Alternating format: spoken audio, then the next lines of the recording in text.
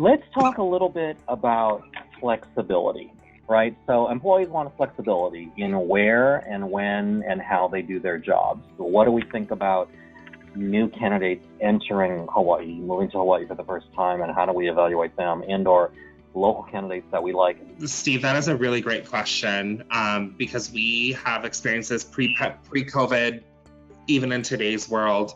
I think when people talk about flexibility in the workplace, I think a common word that people don't think about but is important is trust, first and foremost. And I think that usually is sometimes the hindrance of why some employers don't let their people, work from home or work from other states or have that level of flexibility. But there has to be trust, I think, within an organization and within its leadership team for it to be effective.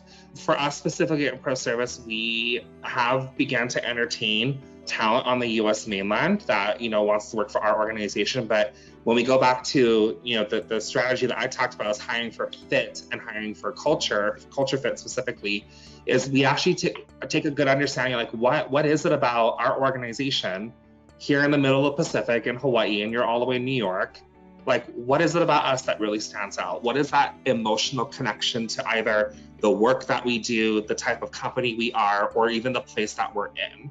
So for some folks, they're like, I was born and raised in Hawaii, and, I have made my life here on the mainland, and I would love to be back being part of that local community again and helping, Hawaii's local business. That's it's a compelling story, and those people usually do really great versus, I'm just looking for a remote job.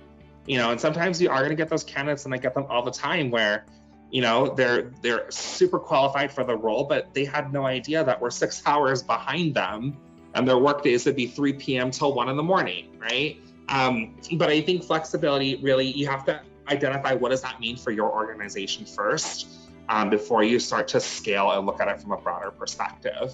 And some organizations I think flexibility there's a lot to unpack there. Do you have the proper infrastructure, IT and whatnot? Do you have, are you able to support remote workers in a different state? But I think in a nutshell, what it comes down to is trust, but it's also setting realistic expectations. These are going to be your work hours. This is our remote worker policy, which is something that we, at ProService can help you with.